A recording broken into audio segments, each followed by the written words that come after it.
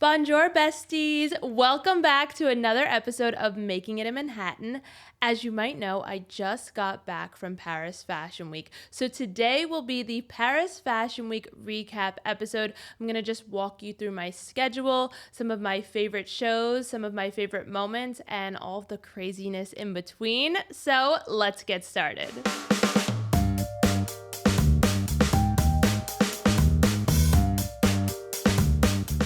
For this episode, I thought we could start from the very beginning. So flights for Paris Fashion Week are always super expensive and honestly very hard to get. And me being me, I of course waited until the very last minute to book my travel. During New York Fashion Week, I kept saying, I'm definitely going to go to Paris. I'd already gotten a couple of invites and things like that. So I knew I was planning to go to Paris Fashion Week.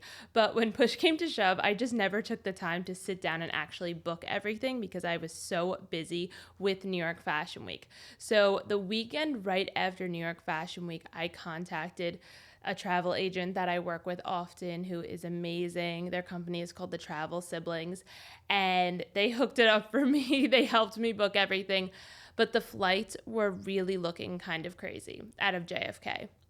So instead, we decided to fly out of Newark. I had never flown internationally out of Newark, and it was so nice and easy. First of all, I probably live like 30 minutes from Newark, which is way easier. It can sometimes take me 2 hours to get to JFK, which is insane. So first of all, the commute to the airport was so nice and easy. And then secondly, the airport at Newark is a lot smaller. So that in itself makes it easier in terms of like getting there, going through security and things like that. This Paris Fashion Week, I went for a shorter amount of time. I flew out on September 26th, landed on the 27th. And then flew home on October 1st.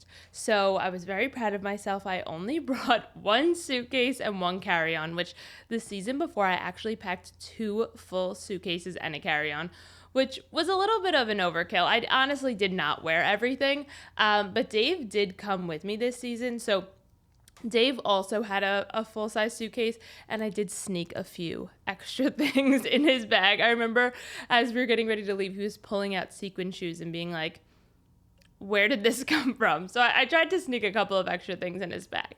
But anyway, so we decided to fly. The most affordable flight we could find was at 11:55 p.m. on September 26th. So super late at night.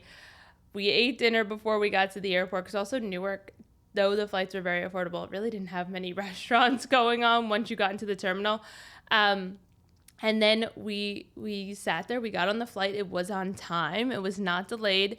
And the best part was we got so lucky because we booked regular economy seats because, as I mentioned, the seats in first class for Fashion Week were like insanely expensive, and I'm going for work. I'm not going for a vacation. So I wanted to try to do it as affordably as possible. So we booked 2 seats, and we were in a row that had like 3 seats. And we were, sitting there waiting the entire time, waiting to see who would be that third person with us. Because when you're on a flight and you're waiting to see who's going to be seated next to you, it's like so nerve-wracking. And both times on the way there and on the way back, nobody sat in our row. So we got the whole row to ourselves.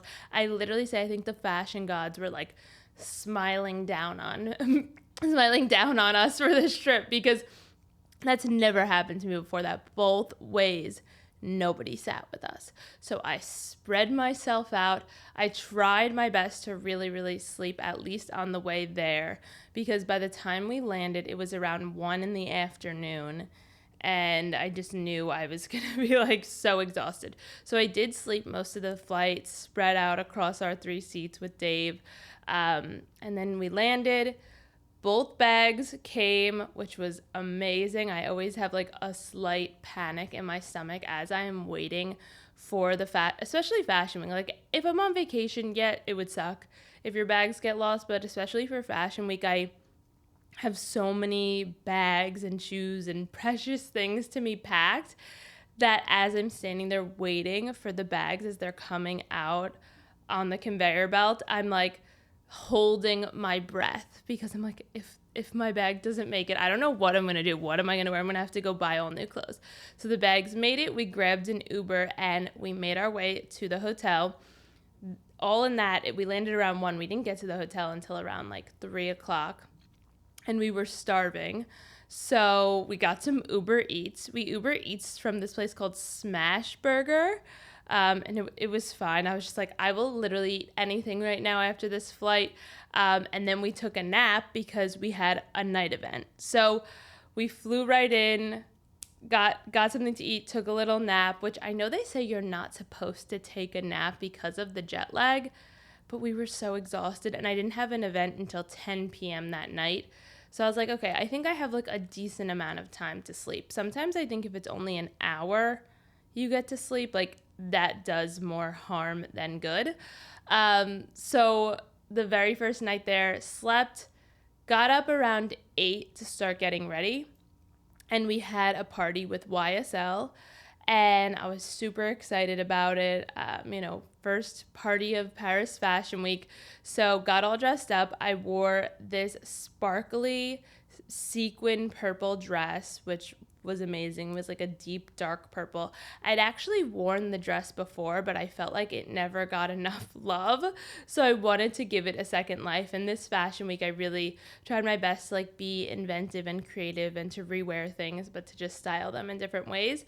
So I wore that sequin purple dress and I styled it actually with our sequin purple Fendi baguette. So the baguette, the sequin purple one, the Carrie Bradshaw Fendi baguette, it literally matched the dress perfectly. Like the colors were the same purple, which like they were meant to go together. So I was so excited about this look. Styled it with like these rainbow platform sandals, these big Marc Jacob earrings. I wore these like orangey yellow glasses for a nice pop of color and slicked my hair back into a bun. Then when we got to the party, something interesting happened. So first, just to backtrack, my agent had sent me the invite and I was super excited, but all she sent me was like the graphic of the invite and it just said like the time and the location and that was it. No details on like necessarily like exactly what the party's about or anything like that. So we walk up and we walk into like a sea of all black, like everyone's wearing all black, which for me in Paris is not necessarily like odd. I feel like a lot of the events I go to, a lot of people are wearing all black and I'm generally like the only person in a colorful outfit. So I didn't think anything of it. So I get in line. They're like, oh yeah, the line's over there to check in for the party. And we're waiting in line and Dave and I are like, it is weird. Everyone is wearing all black except us. Well, Dave was wearing like a deep navy suit. So like it wasn't, and then my dress was dark purple. So, like, in a certain light, it wasn't like I was wearing hot pink. Anyway, we start getting closer and closer to the front of the line to check in. And, like, 2 people ahead of us, this guy is wearing, like, a white jacket, like, bright white. And they say to him, oh, you didn't follow the dress code. You can't come in. And Dave and I's hearts sink, and we look at each other. We're like, what dress code are they referring to? So we get closer and closer and we come to figure out apparently they had sent out an email that I never got that asked everybody to wear all black. So I was like, oh my God, I am not going to get into this party. My first night of Paris Fashion Week, I'm all dressed up, just did photos. I'm literally going to get turned away from this party and blacklisted by YSL. So I get to the front and this super nice woman's checking me in and I was like, waiting for her to say no to me, and I was like, I whispered over to her, I was like, I'm so sorry, we're not wearing all black, like, are we okay to go in? She's like, it's totally fine, don't worry about it. But in that moment, I was full on panic mode. Like, that has never happened to me before, even though I never wear all black. Like, if a party or a brand asked me specifically to wear all black, I would have definitely done it. And thankfully, it did end up making for, like, cool photos and a cool moment because I took some photos and it's just, like, a sea of all black outfits and then, like, my purple dress. So moral of the story, like everything happens for a reason. And, maybe I didn't get that email for a reason so that I could shine and stand out in a sea of people. And I did make it onto Women's Wear Daily, listed in all the people, like photos of who attended.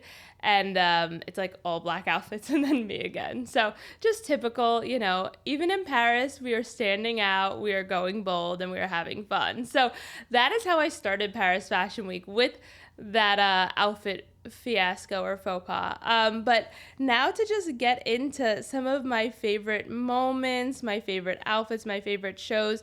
My Paris Fashion Week schedule was way less busy than New York, because since I've been doing New York Fashion Week since I was like 21 years old, I feel like New York designers, like I know a lot of people, I'm running around like a chicken with my head cut off, like so busy. But Paris, it's really all about building those connections and reaching new people and breaking into a whole new market, into the Europe market. So I usually have like a couple of events every day, but it is nowhere nearly as packed as my New York Fashion Week schedule. But I actually kind of enjoy it because it does give me a little bit of time to actually go see Paris a little bit. As I mentioned, I brought Dave with me, and the reason was because I was like, oh, like my schedule is not that crazy.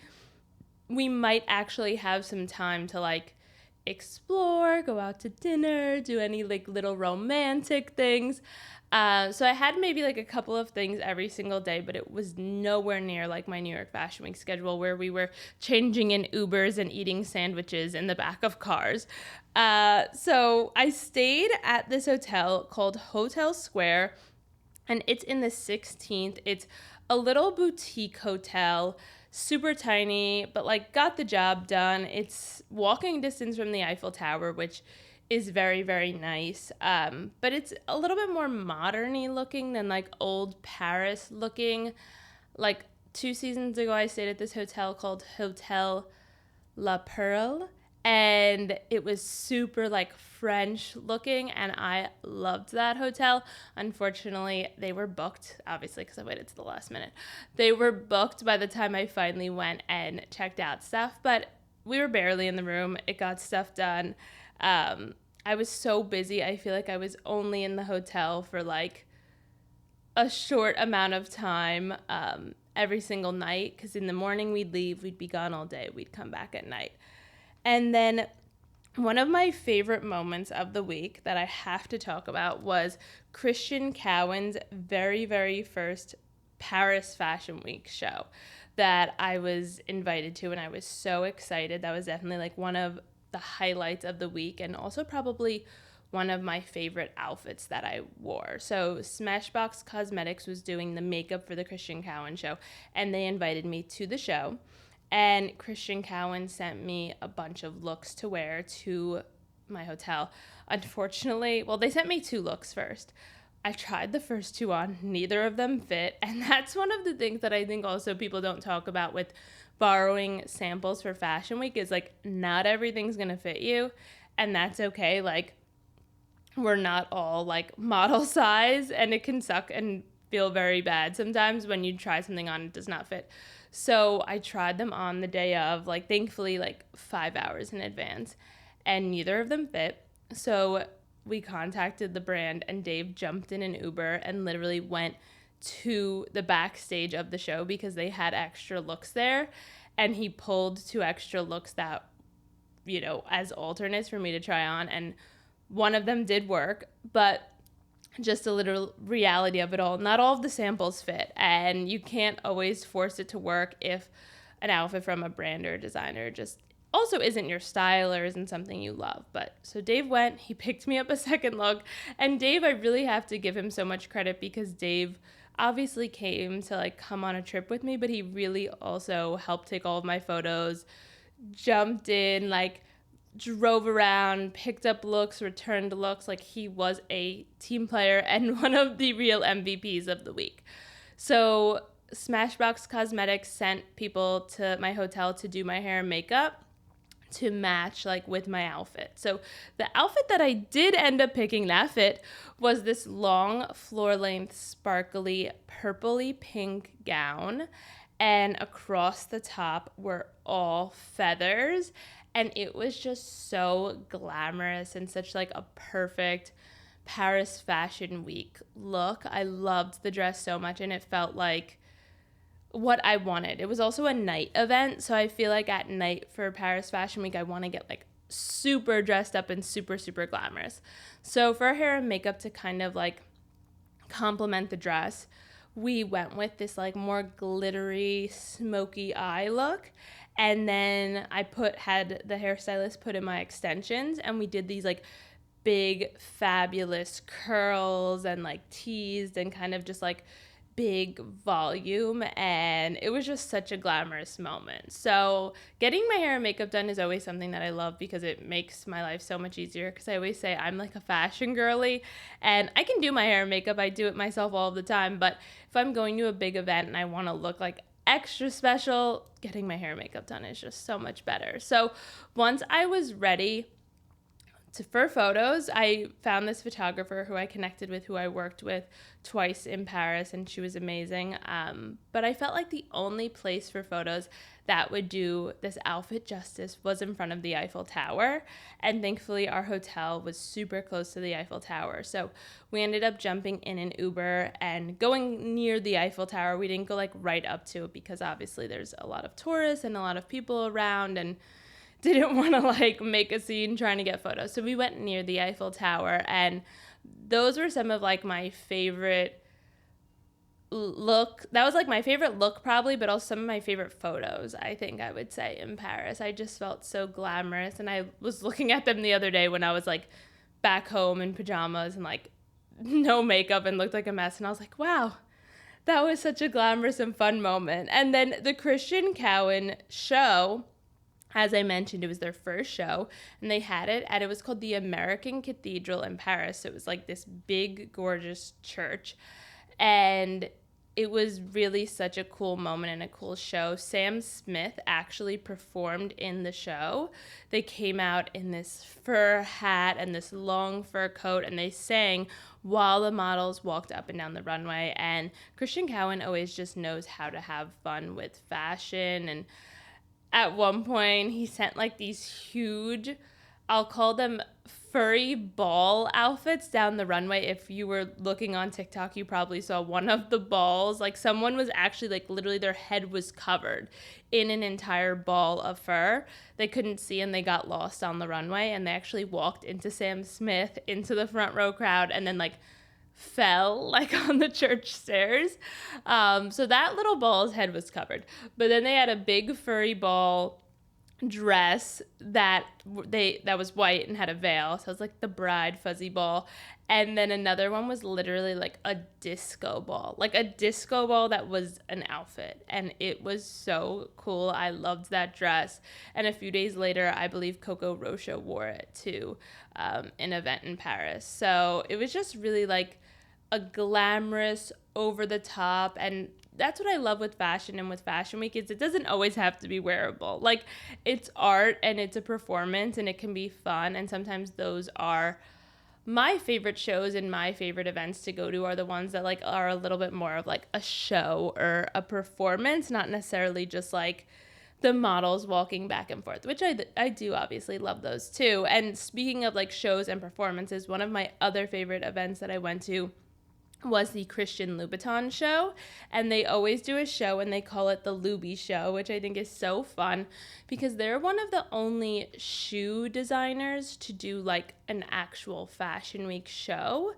And again, it's not just models walking back and forth down the runway. What they do is they actually put on an entire choreographed performance, like a dance sort of like on a stage, and the models wear like all black. And then you just see the shoes. And really, as they move around and as they dance, you just see like a flicker of the iconic Christian Louboutin red soles as they're dancing and as they're performing. So their show is always one of my absolute favorites of Paris Fashion Week. And they always dress me, which is so exciting. So before I left for Paris, they sent me the accessories to my place, which was so nice because sometimes brands will send you items straight to Paris, which then if you didn't pack the right outfit, like, you're a little bit out of luck. You might need to go shopping, or you might need to just make something work that you did pack. But since they sent it to my place before I left, like a few days in advance, I was able to really look at the items and then style them and be really thoughtful about it. So they sent me these royal blue high-heeled boots, like shorter boots, and like not knee-high. And they had gold studs all over them. And then the royal blue with the red sole, the red Christian Louboutin sole, was just so beautiful and such a powerful color. And then they also sent me a matching bag that was also royal blue. And it also, all their bags also have a pop of red on the inside, which is so cool because that is their signature. So what did I style with these pieces? I actually did a little unboxing and asked you guys to vote and give me some ideas. And a lot of people said like to really lean into the blue and to do a monochrome moment. So I was looking in my closet and I realized I had this vintage Betsey Johnson dress that I got maybe like 6 years ago or so. Betsey Johnson actually did a huge sale at her house in the Hamptons, which this was like a once in a lifetime experience. But what she essentially did was she did like a yard sale and sold like a ton of her vintage dresses. So I saw it posted on Facebook at the time and Twitter. They were advertising like, come to a yard sale at Betsey Johnson's house in the Hamptons. I'll never forget it.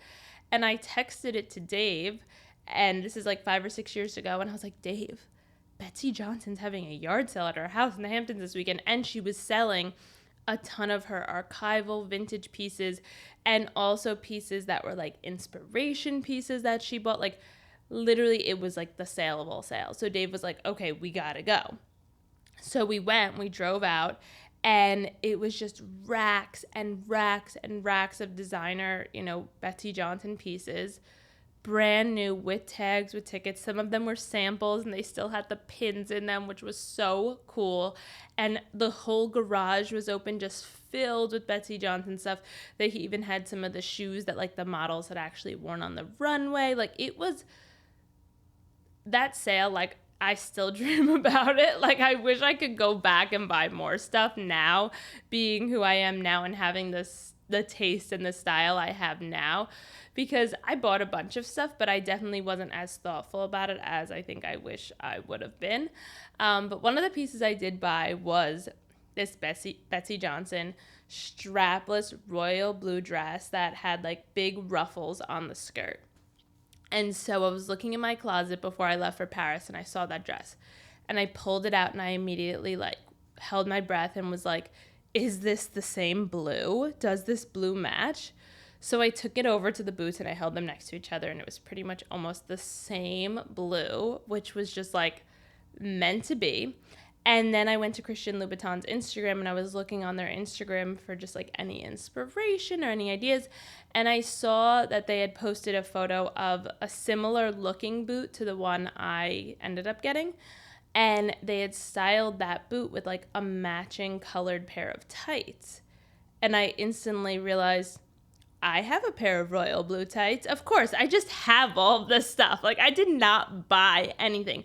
I just had royal blue tights. And I had a perfectly matching vintage Betsey Johnson dress. So I pull out the tights. I dig through my drawer of tights because I literally have a drawer of just colorful tights.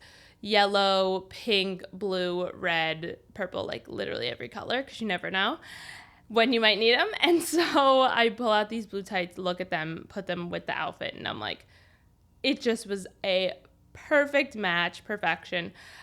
So that's what I ended up going with. I ended up wearing the vintage Betsey Johnson dress, then the blue tights, then the blue boots and the blue bag. And then for jewelry, I just wanted to keep it really simple to let the boots be the focal point of the look. And so I just wore a pair of, they were like big ball gold stud earrings, and they're from this brand called Sarah Christie. So I would say my Christian Louboutin look and my Christian Cowan look were probably my two favorite looks. And then like my favorite moments were probably the Christian Cowan show and the Christian Louboutin show. But yeah, they were just such like big fabulous Parisian moments, and they felt so special, and I just felt so lucky to be able to be there. During Paris Fashion Week, I really try to like soak it all in because I obviously don't have like as many events as I usually do in New York, so I just try to appreciate like every single event I'm invited to and make the most of it. One of my other favorite shows and moments was the Ink show. The brand is spelled EENK, but it's pronounced Ink. And I actually went to their show last season. It was my first time ever. But this time they invited me and they also offered to dress me. So they asked me if I wanted to come in for a fitting. So a fitting in Paris, similar to a fitting in New York, kind of. I went the day before. I went to this brand's showroom. It's interesting, though, at a lot of these offices in Paris, like, first of all of the events and all of the offices are just gorgeous. Like, New York, it's very modern, it's very, like, sleek, but the architecture and, like, the beautiful architecture in all the buildings just makes the shows and the offices so much more special. So I show up to this office building, and I needed a code to get in, whereas in New York, I feel like you just walk into an office, you walk up to a front desk, and they, like, ping you in. But in Paris, like, I needed a door code, and then you go through that first door, and then there's like all these other doors, then you need to figure out which door you're going in. It's like Alice in Wonderland almost, like when she goes down the rabbit hole and then there's like all these different doors, she's trying to figure out which door to go into. So thankfully I figured out which door it was, walked up the stairs, and at the fitting, they bring you inside and they show you like a rack or two of clothing. In this case, there was 2 different ones. And I could go through the rack and I could pick out anything I wanted and to borrow, not to keep, just to borrow for the show. And then I got to try it on. So I went through the rack, and what I ended up picking out was this 2-piece denim set. It was a high-waisted, wide-leg pair of denim pants, and then a really oversized cool denim jacket. And you might be thinking, oh, Caroline, that's so simple for you just to pick like a denim set. But I knew that I had really cool pieces that I could style with it. So I went back to my hotel later that day, and I went into my suitcase and I started digging. And I had this light pink Cynthia Rowley top that had a huge oversized flower on it. And I wanted to style that with the jean pants and with the jean jacket. But then I also had this really, really short, it was very short, mini skirt that was a matching pink, also from Cynthia Rowley. And it was all feathers. So I was like, what if I do the top, the light pink top, then I layer the feathery skirt underneath the top, and then I layered the jeans underneath the skirt. So it was like a very textured, layery moment with a pop of pink. I loved how it all came together. It felt very cool and different and unexpected, but also a fun way to elevate a denim set during Paris Fashion Week. So I did a little get ready with me, and I was saying I think the key to elevating and dressing up denim is with layering and with mixing in different textures. So then for accessories, I wore these oversized big round pink glasses. I slicked my hair back into a bun, and then I had these adorable cat earrings that I got from Wolf and Badger. They just had like a little cat dangling down. They were so perfect and so cute. For shoes, I wore these platform loafers that were the same matching light pink that were from Nasty Gal. And then for another pop of color, I had my oversized big neon green Fendi baguette. An oversized baguette they actually call a mama baguette, I've heard, which I think is so cute and I love. So I layered that on with the look, and it was just such a cool moment. And then the show was actually right next to the Ritz, which the Ritz Paris is like, going there is just feeling like a celebrity. It's so special and it's so beautiful, and the square that the Ritz is in, you step out, it feels so Paris and so Paris Fashion Week. So this is my last show actually of the entire trip. So it was like the perfect way to end it at this venue. So yeah, then I get into the show. I was seated front row. I was seated next to another creator I'd never met and another one who I did know from New York, so that was really nice. And then the collection was just beautiful. I mean, This designer really does texture and layering so beautifully. One of my favorite looks that I posted it all on my Instagram story, but was this big white tulle dress that was strapless, and it was just so stunning. So that was probably one of my favorite moments. It's hard to pick. I'm like, this was my favorite, that was my favorite. Everything was my favorite of Paris Fashion Week. And it was just such a fun trip. And it was also so special to have Dave there with me to kind of keep me grounded and to keep me level-headed. It's funny, on one of my last days, we did a little vintage shopping, which I'm going to get into in the next episode. But we did a little vintage shopping and we ran into a friend of mine from New York. And she was like, oh, it's so nice you have Dave here with you to just like keep you grounded at the end of each day. And it's so true, because during Fashion Week, it can be very stressful running around to events. It can also be really hard on your mental health as like a comparison game of like, oh, who got invited to what? I didn't get invited to that. I know we've talked about this in the past. So being able to come back to the room every night and to like be with Dave was really, really nice and grounding, and just like very special to be able to also like share my work and my life with him, because Dave and I have separate, obviously, careers. But so he was able to, just take 3 days off to come with me. So for him to be able to share in that, and like, he's like, yeah, you go to bed, I go to bed, he goes to bed every night, and then I stay up like editing and, going through all the clips, putting everything together. So I was up to like 3 a.m. every single night when we were there, just trying to edit and get things together. And to, post while I was there and in a reasonable time in New York, because I didn't ever want to wait till the next morning because of the time difference. Oh, another event that I loved that I didn't talk about yet was actually the Roger Vivier presentation. So Roger Vivier actually always does a presentation in Paris, and it's always like an experience. You are essentially like walking into Roger Vivier's world. So they always pick a building in Paris and they transform every single floor into like an immersive experience. So this season it was 4 floors. I was getting a burn in my legs walking up those stairs. I was like, wow, no wonder everyone in Paris is in such good shape. But we started at the top floor because the PR girl was saying, if you start at the top and work your way down, she's like, I think it works best that way.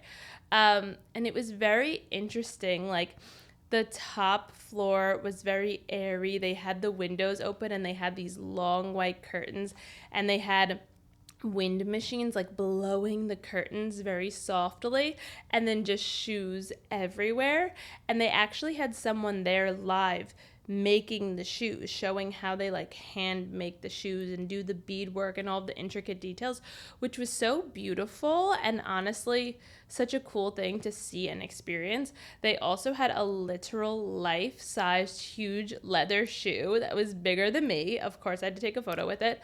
And then when you went down a floor, it got very like dark and moody and all red. And they had a huge velvet floor-to-ceiling heart covered in shoes. Like, they had shoes stuck in the heart, which I was like, oh my gosh, how cool is that? And how cool would that be in a closet to have like your shoes, like little holes in a huge heart where you could just stick all your shoes in and have them on display. So that was really epic. And then on another floor, they had a whole like outdoor garden area, and on like literally they built this all. They had a little bridge you could walk over and water underneath, and then like shoes all displayed in the grass around the water. And Dave and I were like, they literally built all of this. It was just such an intricate design and presentation. And I think that's something in Paris that is a little bit different from New York, is like all these designers put on such grand and luxe over the top events and presentations, and the attention to detail is just so strong and so beautiful. And I think maybe that's the biggest difference, is like in New York sometimes you'll go to a show and it's just like a plain white runway, no decoration, no decor, just very, very simple, and the models walk straight down, straight back, and that's it, which is super cool as well, and very New York, I feel like, in the vibe. But in Paris, it's like a grand affair and a grand moment. And and just so much more luxe. And I think also the environment and the atmosphere and the architecture really plays into all that. And also for the Roger Vivier presentation, they also sent me shoes and a bag to wear. They sent me these little neon kitten heels and a matching, not matching, like a complimentary fuzzy bag. And I styled it with a tulle dress, but it was like a short tulle dress, and I layered jeans underneath. I was very in a vibe this season of layering jeans and dresses. I just think as we go into fall and it starts to get colder, like jeans and dresses is a vibe that I really, really love. So my overall thoughts on the trip and on Paris Fashion Week. One, I'm exhausted. The jet lag, I finally on the last day was getting over the jet lag, and then it was time to come home and I got jet lagged again. But I always think it's definitely worth it, like to go back out there and to reconnect with all of these brands, because like I mentioned, it's, you know, a struggle and it's like an uphill battle. You have all of your New York connections and you have all of the brands you've built amazing connections with here. But when I go abroad to Paris Fashion Week, it's essentially like starting from zero. And I need to do all the work over again that I've done here in New York. So meeting with people, building connections, building, history together. So as many seasons as I can go out there, I try my best to make it, to just keep those relationships alive, to keep reaching new brands, and to hopefully just every season be getting bigger and better and more shows and more events. And, before COVID, I had been to Paris Fashion Week like 3 times, I think. And then after COVID, it was like starting back literally from zero, because all of the PR people had changed. A lot of the people I had known had left. So it's always challenging going out there, but I think it's really rewarding and worth it in terms of building the relationships and new connections and fostering, just new relationships for your brand, and the hope for me and making it in Manhattan and everything I do to, get more global. Like that would be just like the overall dream and goal, is to continue growing into Europe more. So very successful, very tiring, but also fun to have Dave with me and to get to experience all of these moments together. So my making it in Manhattan tip of the week is, if you want to go to Paris Fashion Week next season, plan in advance, start now. So like I mentioned, with a lot of these brands in Europe, you need to build relationships and connections, and they're not just going to invite anyone. I feel like they're really big on relationships and connections. So if you're listening to this and you're a creator and, it's October now and you want to go to Paris Fashion Week in February, my biggest suggestion would be take the Paris Fashion Week schedule from this season. Do your sleuthing online, go on LinkedIn, go on Instagram, do your sleuthing, and try reaching out to some of these brands now to try and build relationships and connections. So you could reach out and just say, introduce yourself. If they have any events coming up you'd love to support, maybe ask if you could borrow a look to shoot. Just say you want to introduce yourself because you're such a huge fan of the brand, and if there's any ways to collaborate or work together, you'd love to be considered. I think planting those seeds now rather than waiting until February, until January, right before Fashion Week, and just then cold pitching these brands. And these brands, they get so overwhelmed. They get inundated with requests to go to the shows for Fashion Week. So I think if you can start working now to reach out and to foster those connections and to build those relationships, that'll really, really help you by next season. To then you'll have the contacts. So then you'll just be going back out to them and saying, hey, I'm going to be in Paris this season. Like, I loved when we worked together, when you let me borrow this dress and I shot it for you back in December. I'd love to be considered to attend the show. I'm going to be in Paris anyway, would love to work together. So I think working together now rather than waiting up until right before next Fashion Week, next season in February, will really, really help you have a very successful season in Paris. And just go for it. Start working towards it. I remember my first Paris Fashion Week, I just wanted to go to Paris Fashion Week so bad, to experience it, to see what it was like. And it's definitely worth it. It's definitely an experience you'll never forget. And then my making it in Manhattan question of the week is, What is one thing during Paris Fashion Week that is different from New York Fashion Week?